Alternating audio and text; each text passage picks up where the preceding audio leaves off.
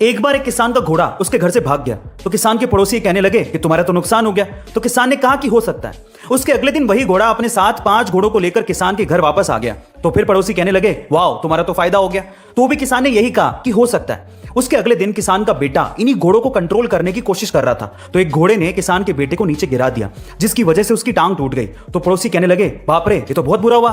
तब भी किसान ने यही रिप्लाई किया कि हो सकता है। उसके अगले दिन आर्मी में भर्ती करने वाले ऑफिसर आए पर उन्होंने किसान के बेटे को छोड़ दिया क्योंकि उसकी टांग टूटी हुई थी। तो पड़ोसियों ने कहा कि तो बहुत अच्छा हुआ तुम्हारा बेटा बच गया। तब भी किसान ने यही कहा कि हो सकता है। यानी हमारे साथ होने वाली किसी भी घटना के बारे में हम कुछ नहीं कह सकते कि लास्ट में जाके वो हम पे क्या असर डालेगी। इसलिए अच्छा हो या बुरा अपने इमोशंस को कंट्रोल रखना चाहिए। Thank you. एक मूर्ख इंसान की 7 निशानियां होती हैं। पहली, वो किसी भी काम पर इतना फोकस नहीं करते लेकिन रिजल्ट जल्दी आने का इंतजार उन्हें हमेशा रहता है। दूसरा, बिना मांगे फालतू की सलाह देते हैं। तीसरा, खुद को सबसे ज्यादा समझदार समझते हैं। चौथा, मेहनत कम और बातें ज्यादा करते हैं। पांचवा, खुद के मुंह से खुद की तारीफ करने से कभी थकते ही नहीं है। छठा, सम्मान और अपमान की चिंता उन्हें नहीं रहती। और सातवां, अत्यधिक घमंड में रहते हैं और इसी वजह से मूर्ख व्यक्ति दूसरों को बर्बाद करने की चाहत में इतना अंधा हो जाता है कि उसको खुद की बर्बादी दिखती ही नहीं है। गाइस, क्या आपने कभी ऐसे किसी मूर्ख इंसान को देखा है? कमेंट सेक्शन में जरूर लिखेगा और ऐसे अमेजिंग वीडियोस के लिए शेयर, सब्सक्राइब एंड लाइक। मिलता है अगली वीडियो में।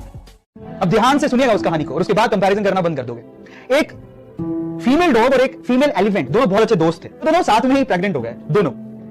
अब हुआ कुछ यूं कि 3 महीने बाद ही फीमेल डॉग ने 6 बच्चे दे दिए, एलिफेंट ने कुछ नहीं दिया। फिर 6 महीने बाद उसी फीमेल डॉग ने 12-13 बच्चे और दे दिए। फिर 6 महीने बाद उसने 6-7 बच्चे और दे दिए। सो इस तरह से 2 साल के अंदर उस फीमेल डॉग ने कम से कम 2 दर्जन से ज्यादा बच्चे पैदा कर दिए। लेकिन उस फीमेल एलिफेंट ने कुछ पैदा नहीं किया। सो वो फीमेल डॉग जाती है अपनी बेस्ट फ्रेंड के पास, फीमेल एलिफेंट के पास, पूछती है कि भाई तू सीरियसली प्रेग्नेंट है क्या? 2 साल में मैंने यहां पर 2 दर्जन से ज्यादा बच्चे दे दिए, तेरा एक बच्चा नहीं निकला, तो सही में प्रेग्नेंट है क्या? उसके बाद जो फीमेल एलिफेंट ने जवाब दिया वो जवाब सब कंपैरिजन करने वालों को सुनना चाहिए। उस फीमेल एलिफेंट ने उस फीमेल डॉग को कहा देख आज मैं तुझे एक बात बताती हूं जो तुझे जानने की जरूरत है। तो उसने बोला क्या? तो फीमेल एलिफेंट कहती है कि इस पेट में जो बच्चा है ना वो पपी नहीं है। जब ये पैदा होगा ना और अर्थ पे गिरेगा धरती फील करेगी उसको। मेरा बच्चा निकलेगा ना लोग रिस्पेक्ट करेंगे, रास्ता छोड़ेंगे। हाथी पैदा हो रहा है, पपी नहीं। और जब हाथी पैदा करते हैं वक्त लगता है। मतलब यह है कि जिस वक्त आपके पास कोई आए, अरे मेरा तो जेई में होगा तेरा क्या हुआ, अरे शर्मा जी के लड़के का जेई में होगा तेरा क्या हुआ, अरे वर्मा जी के लड़के का नीट में होगा तेरा क्या हुआ, उनको बोलना हाथी का बच्चा पैदा कर रहा हूं, वक्त लगता है। समझिए, कंपैरिजन करना बंद कर दीजिए। आपका बच्चा, और अगर आप खुद सुन रहे हैं एज अ स्टूडेंट, आप यूनिक है, आप विनर है, आप चैंपियन है। 5 उंगलियां बराबर नहीं होती, हर किसी के पास आपके जैसी कैपेबिलिटी नहीं है। सो वक्त लगेगा लेकिन अगर आपने अपने आप पे भरोसा रखा आप चैंपियन की तरह बाहर निकलोगे।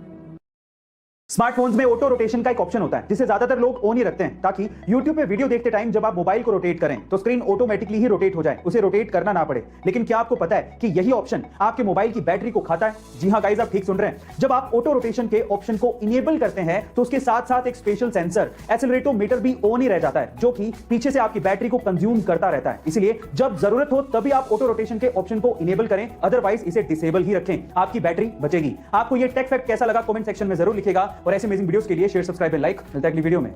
बड़ी बड़ी कंपनियां आपके दिमाग के साथ खेल के किस तरह से ज्यादा माल आपको बेच देती हैं, इसका एक और एग्जांपल सुनिएगा, बड़ा मजेदार है।